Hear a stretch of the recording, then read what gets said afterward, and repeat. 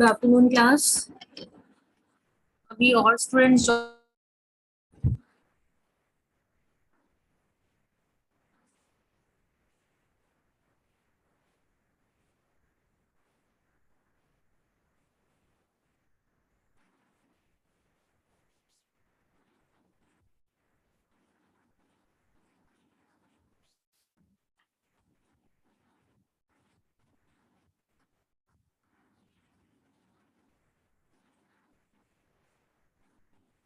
Day by day strength कम क्यों हो रही है आप लोगों की?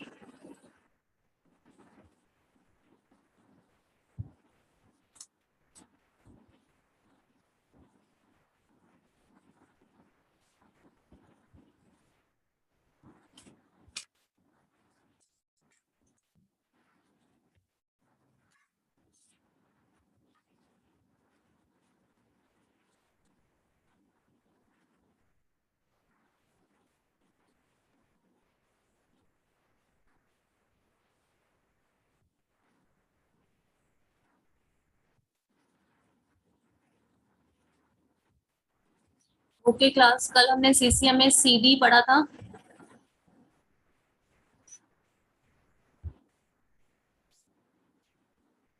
Yes,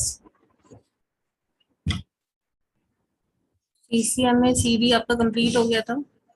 next is your CCM में सीए।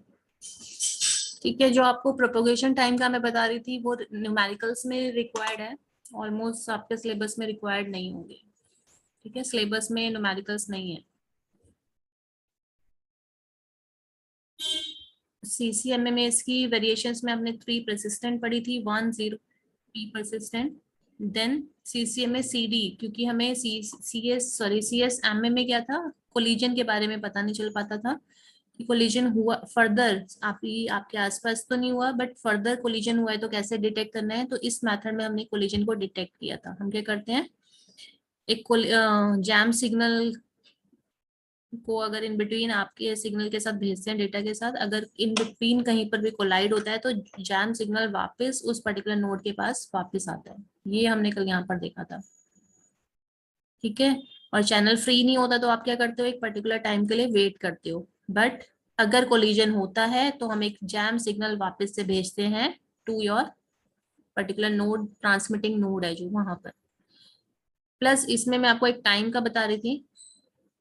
ठीक है, टाइम क्या बता रही थी कि जितना आपका टाइम लगेगा कहीं पर जाने के लिए from one node to another node, that means from sender to receiver जितना टाइम लग रहा है, सपोज 1 आवर लग रहा है, तो जैम सिग्नल को भी वहां से वापस आने में उतना ही टाइम लगेगा। तो टोटल टाइम कितना लगा, अगर कोलिजन होता है तो 2 आवर्स लगे। तो इसमें एक जो मेन थिंग आपको याद रखनी है कि वो जैम सिग्नल तभी, मींस कोलिजन का तभी पता चलेगा जब जो ट्रांसमिटिंग नोड है वो एक्टिव होगी।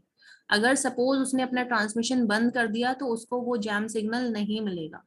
तो मैं इसीलिए बोल रही थी कि आपकी जो डिवाइस है, जो ट्रांसमिटिंग नोड है, वो एक्टिव रहनी जरूरी है। कितने टाइम के लिए? Twice of your propagation time, और जो ट्रांसमिशन टाइम है डेटा का उसका ट्वाइस। क्योंकि अगर कोलिजन कहीं पर भी होता है, सपोज हम एक वर्स्ट केस लेते हैं कि जो आपका कोलिजन है वो एंड नोड पे होता है। एंड मतलब अगर आपके 2 स्टेशन हैं ए और बी, तो वर्स्ट को हम क्या लेते हैं, जस्ट बिफोर 1 सेकेंड आपका कोलिजन हुआ है। This is your node A, ठीक है, and this is your node B. यहाँ पर आपको बी के पास डेटा भेजना है, और हम वर्स्ट केस क्या ले रहे हैं कि कोलिजन यहाँ पर हुआ है जस्ट सम सेकेंड्स बिफोर।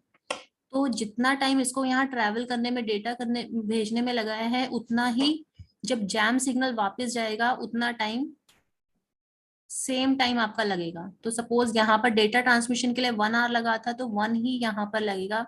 तो इसको आपका एक्टिव रहना पड़ेगा कितना, ट्वाइस द प्रोपेगेशन टाइम। ये मैं समझा रही थी। अगर ये एक्टिव नहीं रहता, सपोज उसने सोचा कि मेरा बीत 1 आवर टाइम था, 1 आवर में डेटा पहुंच गया है, और एक्टिव नहीं है, तो हमें कोलिजन का पता नहीं चलेगा। तो ये मेन पॉइंट था इसमें, कल बता रही थी। Now it is clear.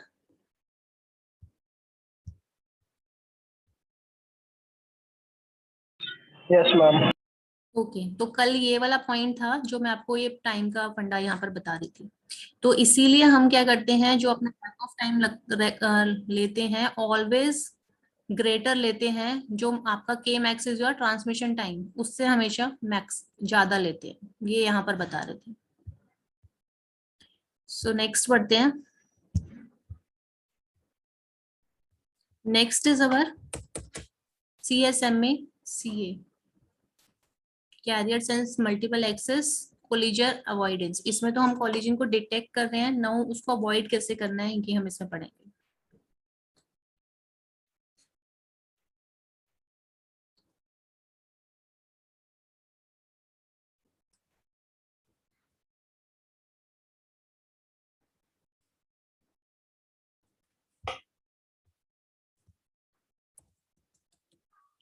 Carrier sense multiple access with collision avoidance is a network protocol for carrier transmission that operates in the medium access control layer, in contrast to CCMA CD that deals with collision after their occurrence. ठीक है, तो ये algorithm कब लगानी है? When collision occurs, जब collision आता है देन इसको आप क्या करोगे, इस एल्गोरिथम को हम अप्लाई करते हैं। तो इस एल्गोरिथम में क्या है आपका, फर्स्ट इज, और सेंस आपको हमेशा करना है। ये जो हमने स्टार्टिंग में जो भी अभी तक CSMA का जो बेसिक है वो तो आपको हर एल्गोरिथम में उतना तो फॉलो करना ही करता है कि बिफोर सेंडिंग द डेटा आप कैरियर को सेंस करोगे, देन अगर फ्री है तभी भेजेंगे, अगर बिजी है तो आप पर्टिकुलर एक टाइम के लिए वेट करोगे। इतना तो आपका कॉमन है हर किसी में। तो फर्स्ट 2 पॉइंट सेम है आपके। When frame is ready, frame means data, data link layer में हम डेटा को फ्रेम बोल रहे हैं। The transmitting station checks whether the channel is ideal और बिजी, कॉमन पॉइंट है तीनों में। If the channel is busy the station waits until the channel becomes ideal. ठीक है, अगर आइडियल है तो आप क्या करते हो, डेटा को सेंड करना स्टार्ट कर देते हो। बट इन इट्स केस क्या हो रहा है इसमें, अगर चैनल आइडियल मिलता है तो the station waits for an inter frame gap amount of time then sends the frame. हमने इसमें एक IFG टाइम लगा दिया है कि आपको जैसे आइडियल मिलता है तो आप कुछ सेकंड्स के लिए वेट करोगे। क्यों करेंगे, ताकि सपोज सब सोच रहे हैं कि फ्री है तो सबने एक साथ कर दिया तो अगेन कोलिजन होता है। तो हम क्या करते हैं, अलग अलग नोड्स को अलग अलग ये टाइमिंग दे देते हैं। अगर उनको लग रहा है कि फ्री भी है तो हम एक क्या करें, एक स्मॉल गैप, एक स्मॉल अमाउंट ऑफ टाइम के बाद अपने डेटा को सेंड करना स्टार्ट कर रहे हैं। इससे होगा क्या कि अगर सपोज सब सोच रहे हैं सेम, सपोज सबने 3 नोट्स ही, तीनों ने एट टू 12 o'clock चेक किया कि मेरे को डेटा सेंड करना है और ट्रांसमिशन चैनल फ्री है, तो सारे क्या करेंगे 12 बजे सेंड कर देंगे और इन बिटवीन कहीं ना कहीं कोलाइड हो जाएंगे। तो इस गैप से क्या होता है, सबको अगर हम अलग अलग ऑलरेडी स्टार्टिंग में ही नोट्स को प्रोवाइड कर दें IFG, तो इससे क्या हो रहा है, वो अलग अलग टाइम पे डेटा को सेंड करेंगे। मतलब अगर सोचते भी हैं सेम टाइम पे तो भी उनके जो ट्रांसमिशन ऑफ डेटा है वो कुछ कुछ गैप का उनमें डिफरेंस आ जाएगा, तो कोलिजन के चांसेस कम हो जाएंगे। क्लियर है ये? इसमें अलग ये है, if the channel is ideal the station waits for an inter frame gap amount of time then sends the frame. After sending the frame it sets a timer, timer set कर देगा। The station then waits for an acknowledgement from the receiver. If it receives it before expiry of the timer it makes a successful transmission, otherwise it waits for a backup time period and restart the algorithm। Clear हुई है algorithm? एक बार flow chart से पढ़ लो इसको। एक अलग इसमें ये है कि आप क्या करोगे, टाइमर तो हम हर किसी में ही स्टार्ट कर रहे हैं, प्लस इसमें IFG टाइम सेट कर रहे हो ताकि आप अलग अलग टाइम पे डेटा को सेंड, फ्रेम को सेंड कर पाओ। दूसरा क्या कर रहे हैं हम, एक्नॉलेजमेंट पर्टिकुलर टाइम में रिसीव नहीं कर होता तो हम back of time, back of time again आपका वही होगा, twice of your propagation time, उसके अकॉर्डिंग वेट करके दोबारा से इस एल्गोरिथम में डेटा को सेंड करना स्टार्ट करेंगे।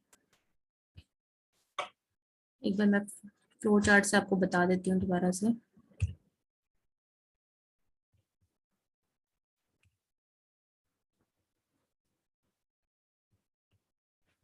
Starts CSMA CA, collision avoidance। Initialise back off counters equals to 0, सारे काउंटर्स आप इनिशियलाइज कर दोगे डेटा को सेंड करने से पहले। मतलब जो इनका इनिशियलाइजेशन होगा वो 0 से आप इनको इनिशियलाइज कर दोगे।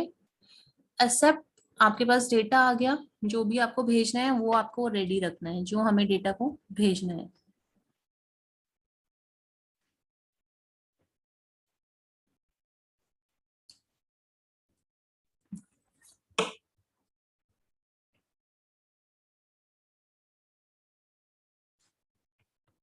आफ्टर एक्सेप्टिंग द फ्रेम हम क्या कर रहे हैं, वेट आईएफजी टाइम। आपने हर एक जो भी नोड्स हैं आपकी, सपोज 3 नोड्स हैं, सबको डिफरेंट आईएफजी प्रोवाइड कर दिया उतने वेट के लिए रेडी होने के बाद भी। और फ्रेम डेटा आइडियल जो आपका फ्रेम है, ट्रांसमिशन मीडियम है, वो आइडियल मिलने के बाद भी हम क्या करेंगे, इंटर फ्रेम गैप के लिए वेट करेंगे।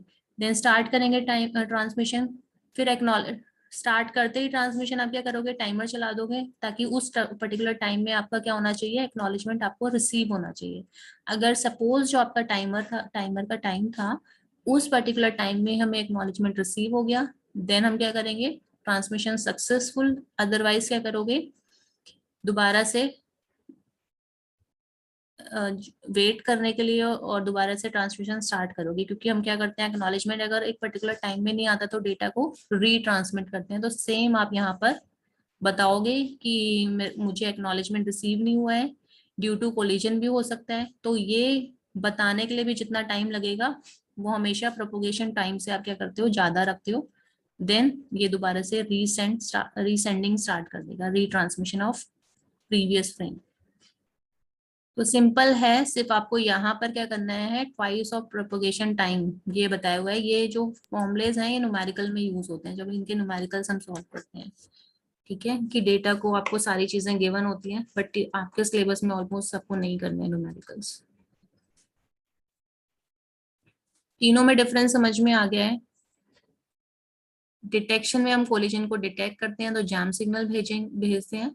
इन केस ऑफ अवॉइडेंस हमने एक आईएफजी टाइम सेट कर दिया है ताकि कोलिजन को आप अवॉइड कर सको। पहले से हम एक प्रिकॉशन लेके चल रहे हैं कि अवॉइडेंस कोलिजन हो ही ना। ठीक है, बट स्टिल आपको एक्नॉलेजमेंट नहीं मिलता और अदर एंड पे डेटा नहीं रिसीव होता, तो आप क्या करते हो, रीसेंड करते हो। और सीएसएमए में तो ओवरऑल है क्या आपका, कि आपको डेटा सेंड करने से पहले कैरियर को सेंस करना है। This is carrier sense multiple access. इनमें दोनों में डिफरेंस है, CSMA C and CSMA CD में। Effectiveness of, in case of CA क्या है, बिफोर कोलिजन आप इसको अप्लाई करते हो कि कोलिजन हो ही ना हो, अवॉइड करने की कोशिश करते हो। And it is effective after a collision. ठीक है, क्योंकि कोलिजन हो गया तब आपको ये बताता है। क्योंकि हमारा जो सिंपल सीएसएम में था उसमें कोई भी मेथड ये नहीं था, कोई टेक्निक नहीं थी कि हमें कोलिजन पता चल रहा है। प्लस सीएसएम में सीए आपका यूज होता है वायरलेस नेटवर्क्स में, एंड सीडी जो होता है सीएसएम में सीडी यूज होता है वायर्ड नेटवर्क में। जो अभी हम वाईफाई वगैरह यूज करते हैं उसमें कोलिजन अवॉइडेंस टेक्निक यूज होती है। ठीक है,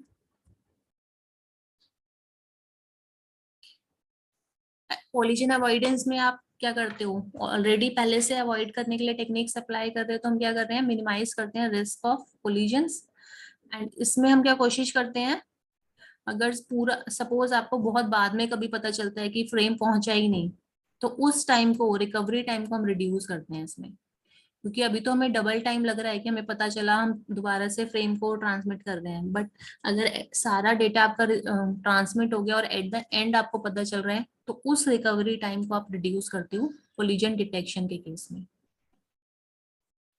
नेक्स्ट है आपका कॉन्फ्लिक्ट मैनेजमेंट। सीएसएम में CA initially transmits the intent to send the data. Once an acknowledgement is received, the sender sends the data. And in case of collision detection, resends a data frame in case of conflicts occur during transmission. ठीक है, CD में तो आप resend ही करते हो, but in case of collision avoidance हम क्या करते हैं, डेटा को इस इंटेंट इन्हीं से आपकी जो इंटेंट रहती है वो क्या रहती है कि हमें एक्नॉलेजमेंट रिसीव होगा ही, क्योंकि हम क्या कर रहे हैं, डेटा ही पहले से IFG गैप लेके चल रहे हैं कि हमारा डिफरेंट नोड, जो अलग अलग नोड्स आपकी एक ट्रांसमिशन चैनल पे हैं, उनमें कोलिजन ना हो। और इसमें क्या रहता है कि अगर कोलिजन हुआ तो हमें भेजना ही भेजना है, बट अवॉइडेंस के केस में आपको स्टार्टिंग में हम ऐसा नहीं सोचते कि कोलिजन होगा तो हमें डेटा भेजना है। आप ये सोचते हो कि हमारा कोलिजन नहीं होगा, हमारे जो हमने एक टाइम लेके चले उसकी वजह से, और एक्नॉलेजमेंट रिसीव होगा। नेक्स्ट है आपके कौन कौन से स्टैंडर्ड्स में हम यूज करते हैं। तो इसका स्टैंडर्ड है आपका 802.11, एंड CD के लिए आप यूज करते हो 802.3। ये हमने यूनिट 1 में भी स्टैंडर्ड्स पढ़े थे। ठीक है, ये आपके वायर्ड है तो हमने डिफरेंट टोपोलॉजीज के एग्जांपल में पढ़े थे, और ये आपका वायरलेस के लिए होता है 802.11।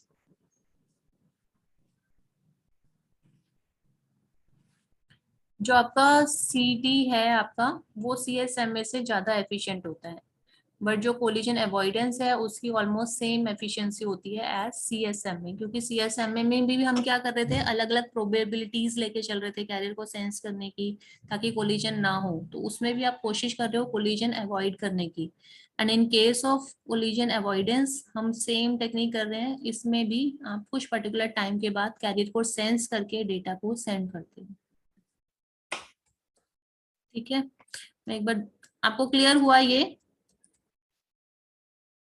मैक प्रोटोकॉल्स में हमारे फर्स्ट थे random access protocols. Random access में हमने पहले पढ़ा अलोहा, अलोहा में प्योर अलोहा, स्लॉटेड अलोहा। ठीक है, एंड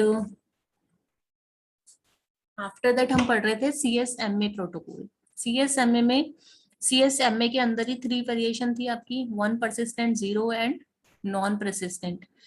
फर्दर अगर इसमें इसमें ड्रॉबैक क्या थी आपकी सिंपल CSMA में, कि कोलिजन हो जाता है तो हमें कोलिजन का नहीं पता चल रहा था कि कोलिजन हो रहा है या नहीं हो रहा, तो उसके लिए आपके पास टेक्निक आई थी कोलिजन डिटेक्शन, बट इसमें हमारा टाइम एफिशिएंसी, जो ट्रांसमिशन डिले है, वो इंक्रीज हो रहा था। तो इसलिए हमने क्या किया, कोलिजन को अवॉइड करने के लिए फर्दर ये बनाया प्रोटोकॉल, जिसमें आप क्या करते हो, कोलिजन हो ना इस तरह की इसमें टाइम सेट करते हो। ये डिफरेंस है आपकी दोनों टेक्निक, जो दोनों प्रोटोकॉल्स हैं। इफेक्टिवनेस के अकॉर्डिंग, नेटवर्क टाइप के अकॉर्डिंग, ही किस टाइप के नेटवर्क पे यूज होता है। कोलिजन अवॉइडेंस वायरलेस पे, कोलिजन डिटेक्शन आपका वायर्ड पे होता है। ठीक है, और इफेक्टिवनेस में आपको लिखना है कि कब इफेक्टिव है, कोलिजन होने के बाद या पहले ही, रिकवरी टाइम किसका बेटर है, देन कन्फ्लिक्ट मैनेजमेंट कैसे कर रहे हो, इनके स्टैंडर्ड्स कौन से हैं IEEE के अकॉर्डिंग। ये स्टैंडर्ड्स मतलब क्या होता है, ये इनके टेक्निकल नेम है। ठीक है, इसको वायरलेस नेटवर्क के लिए हम यूज करते हैं 802.11, और ये आपका 802.3 हमने फर्स्ट यूनिट में डिफरेंट स्टैंडर्ड्स पढ़े थे, उन्हीं के एग्जांपल्स में से एक है। कुछ पूछना है यहाँ तक।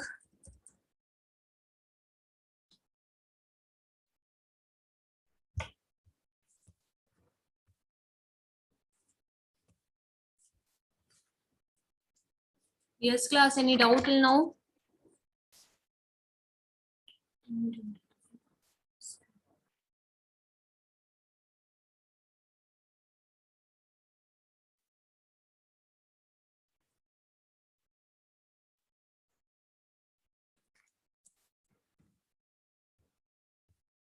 नहीं,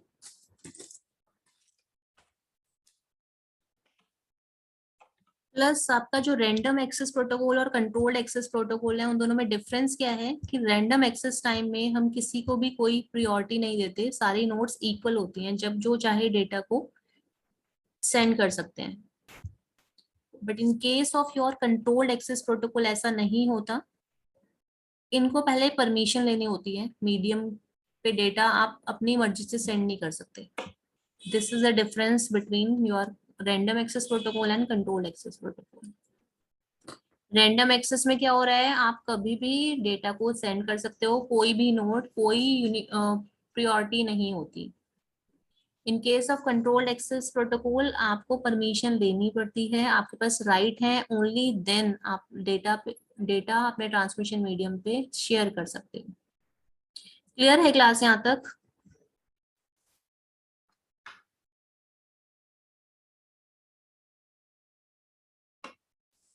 यस और नो?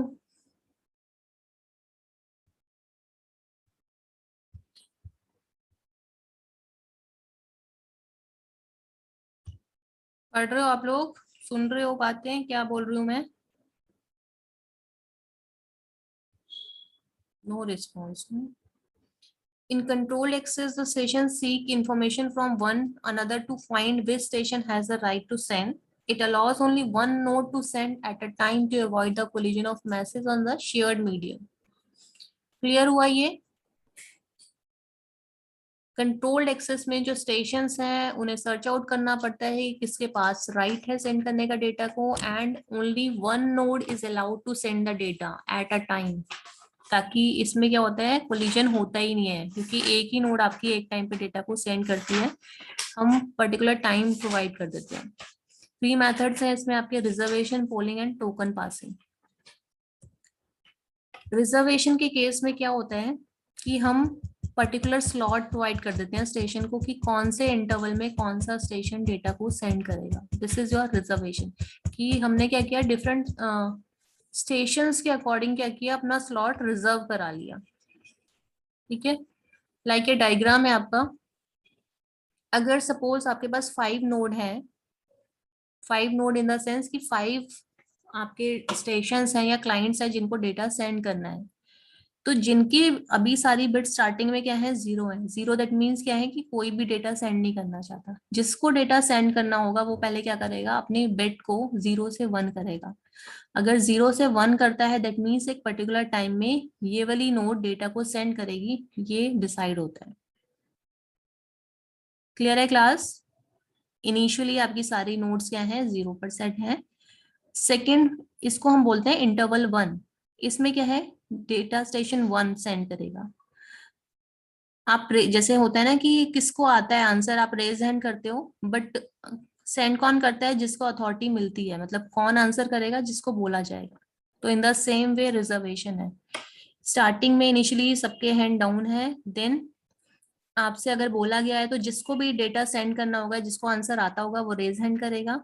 देन जो आपका एक मेन अथॉरिटी है वो उसको अलाउ कर रहा है सेंड करने के लिए। अगर suppose multiple clients want to send the data, ये इंटरवल 1, ये इंटरवल 2, देन इंटरवल 3 में सपोज स्टेशन 1, 3 एंड 4 तीनों डेटा सेंड करना चाहते हैं, तो 1 bye 1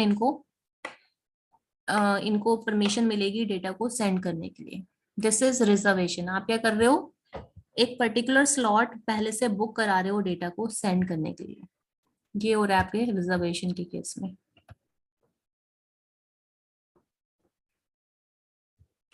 In the reservation method, a station needs to make a reservation before sending the data. The timeline has two kinds of periods. First is your reservation interval of fixed time length, data transmission period of variable frames. Means क्या इसमें, अपने according हम किस type का हमारा data transmission है उसके according हम इंटरवल कि कब आपको डेटा सेंड करना है ये फिक्स कर सकते हैं। आपके वेरिएबल फ्रेम्स भी हो सकते हैं, फिक्स लेंथ के भी हो सकते हैं। फिक्स लेंथ मतलब एक टाइम स्लॉट फिक्स भी आपको मिल सकता है। ठीक है, बाकी जो डायग्राम आपको मैंने बताया है वो आपको एक्सप्लेन करना है in case of your reservation. Reservation control access protocol के अंडर आपका आता है।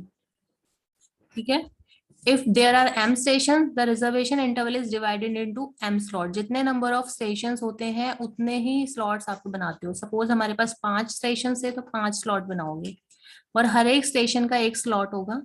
ठीक है, suppose if station 1 has to send has a frame to send, it transmits bit 1 bit during the slot 1। वो क्या करेगा, 1 बिट 0, मैंने आपको बोला था कि इनिशियली आपकी बिट क्या रहती है, 0 रहती है, और आप क्या कर दोगे, उसको 1 कर दोगे अगर आपको डेटा सेंड करना चाहते हो तो।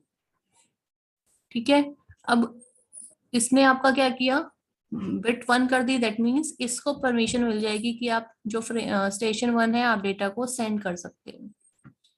बट होता क्या है कि सेम टाइम पे अगर मल्टीपल स्टेशंस आपके बिट 1 करते हैं, 0 से बिट 1 करते हैं, तो हम क्या करते हैं, टर्न बाय टर्न उनको परमिशन ग्रांट करते हैं डेटा को सेंड करने के लिए।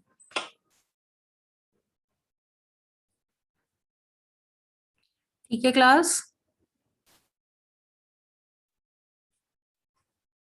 तो इससे हम क्या कर पा रहे हैं, कोलिजन यहाँ पर पूरी तरह से अवॉइड कर पा रहे हैं। क्लियर है क्लास? यस और no? Voice is audible to all?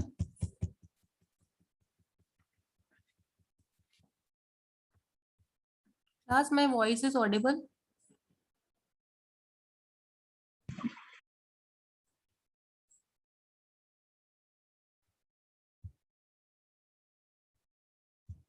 Next है पोलिंग।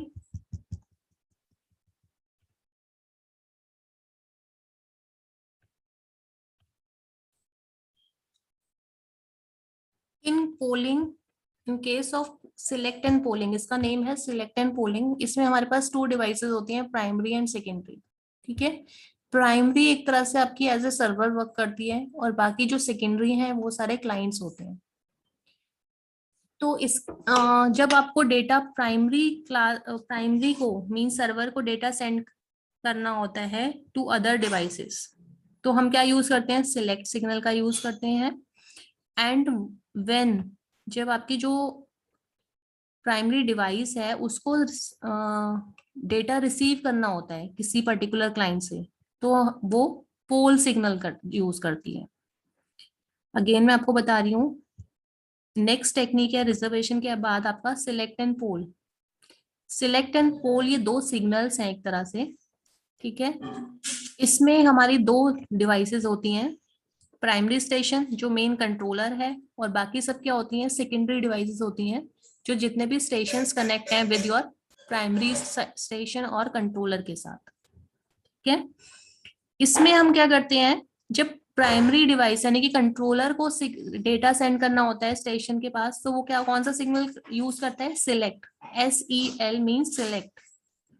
ठीक है, सपोज प्राइमरी ने पहले क्या किया, सिलेक्ट किया कि कौन से स्टेशन को डेटा को सेंड करना है, तो इसने क्या किया, suppose he want to communicate with the station B, तो इसने वहां पर स्टेशन बी को सिलेक्ट सिग्नल सेंड किया। अगर स्टेशन जो बी है वो एक्नॉलेजमेंट भेजेगा, एक्नॉलेजमेंट का मीनिंग क्या है, that station B is ready to receive the data from the primary device. तो इसका मतलब क्या है, एक्नॉलेजमेंट आ गया है, पॉजिटिव एक्नॉलेजमेंट आया है, अगर आता है NACK, that means station B is not ready to receive the data from the primary device, तब ये उस टाइम नहीं भेजेगा। अगर उसे पॉजिटिव एक्नॉलेजमेंट आ रहा है, दैट मीन्स वो रेडी है, तो प्राइमरी डिवाइस क्या कर रही है, डेटा को सेंड करना स्टार्ट कर रही है। जैसे डेटा ट्रांसमिशन कंप्लीट हो जाएगा, जो क्लाइंट बी है या स्टेशन बी है वो क्या करेगा, एक्नॉलेजमेंट सेंड कर देगा। This is the select signal.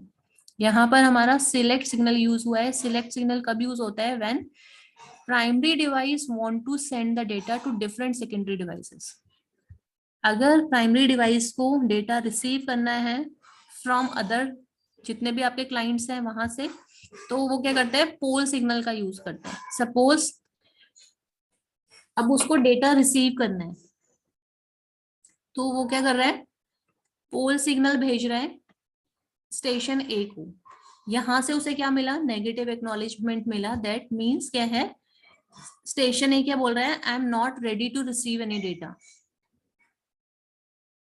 Means I, A क्या बोल रहा है, I don't have any data to send, क्योंकि यहाँ पर क्या करना है, पोलिंग के केस में प्राइमरी डिवाइस को डेटा रिसीव करना होता है। तो ए ने क्या बोला, I don't have any data to send, तो वो क्या कर रहा है, जो भी आपके नेक्स्ट स्टेशन है उससे पूछ रहा है। पोल का मतलब क्या है, प्राइमरी डिवाइस स्टेशन बी से अगेन पूछती है, do you want to send any data to me, then इसने क्या किया है, डेटा को सेंड करना स्टार्ट कर दिया। देन जैसे ही डेटा आपके पास आ गया प्राइमरी डिवाइस कंट्रोलर के पास, वो इसको एक्नॉलेजमेंट सेंड कर रहा है, दैट मीन्स जो डेटा ट्रांसमिशन था वो कंप्लीट हो गया।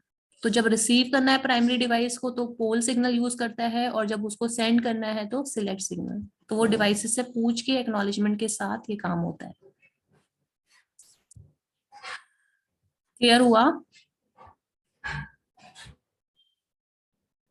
क्लास काइंडली रिस्पॉन्ड, यस और नो तो बोल सकते हो आप लोग, आपको समझ में आ रहा है या नहीं आ रहा। दीपक, मनीष, नेहा, प्रशांत,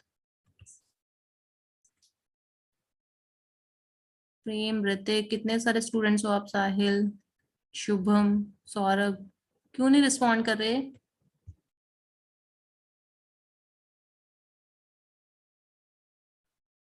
वॉइस क्लियर है?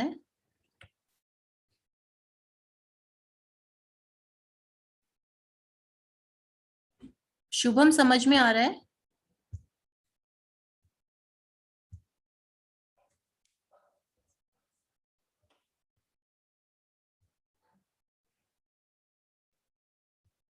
आप क्लास में से कोई भी रिस्पॉन्ड करोगे तभी तो मुझे पता चलेगा।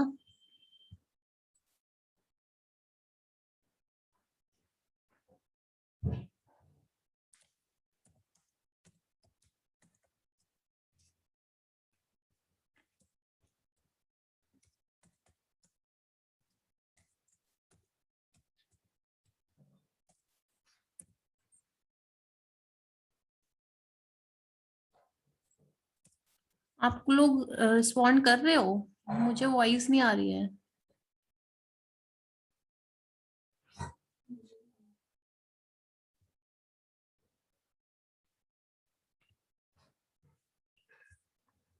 दीपक, मुझे आपकी आवाज, मुझे किसी भी स्टूडेंट की आवाज नहीं आ रही है इस क्लास में ना। ठीक है, मैं कंटिन्यू करती हूँ। नेक्स्ट देखना पड़ेगा मुझे अभी।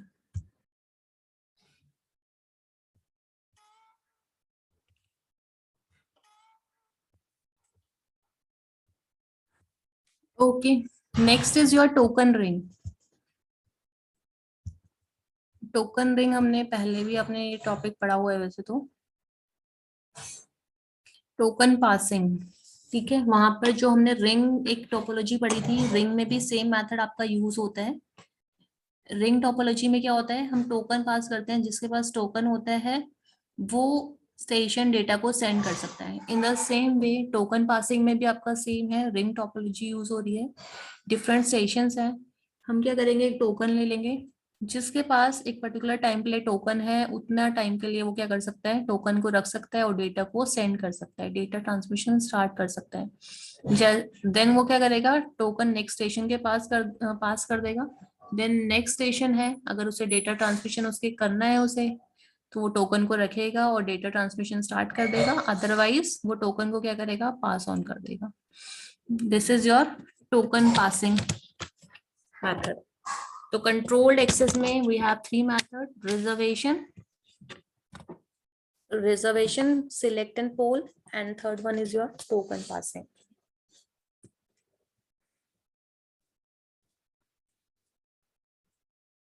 ठीक है क्लास, तो यहाँ पे आपकी यूनिट 3 कंप्लीट हो जाती है। एक लास्ट मेथड था आपका चैनलाइजेशन मेथड, जिसमें हम टीडीएमए, एफडीएमए एंड सीडीएमए पढ़ना है, जो हम ऑलरेडी यूनिट 1 में कर चुके हैं कवर।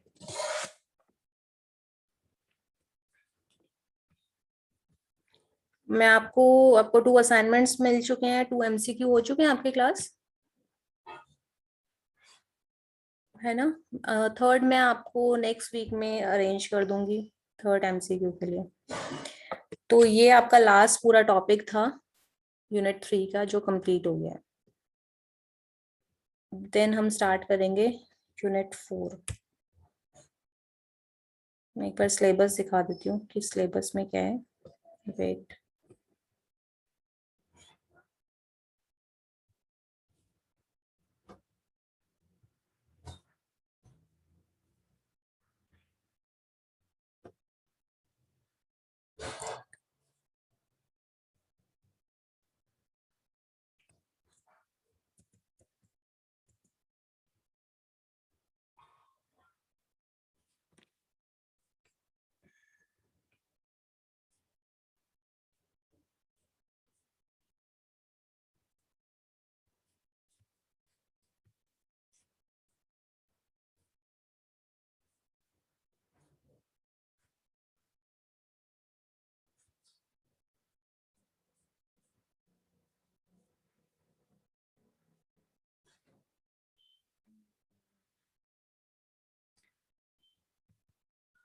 मुझे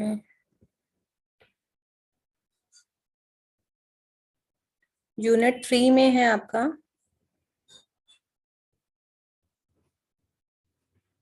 data link layer, flow control, error control, detection correction, sliding window protocol हो गया है, मैक हो गया है, token passing protocols, token ring हो गया आपका। नेक्स्ट इसमें आपके नेटवर्क हार्डवेयर कंपोनेंट्स हैं, connector, transceivers, repeaters, hub, means network connecting devices हैं आपकी, ब्रिजेस, स्विचेस, राउटर्स, गेटवे। ठीक है, ये हम कल के लेक्चर में कवर कर लेंगे, नेटवर्क कनेक्टिंग डिवाइसेस जो आपके हैं।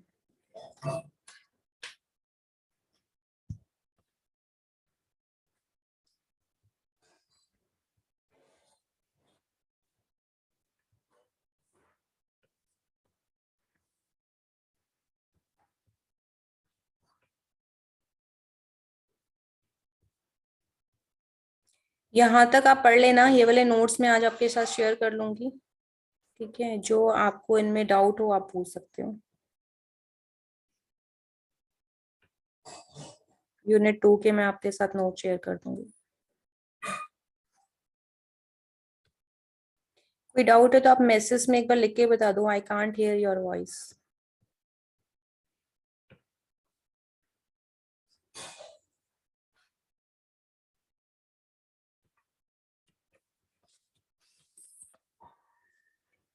ओके क्लास, तो कल कंटिन्यू करते हैं, जो लास्ट टॉपिक बच गया आपका यूनिट 2 का, नेटवर्क कनेक्टिंग डिवाइसेस। लीव कर सकते हो आप लोग, less than 1 minute is left.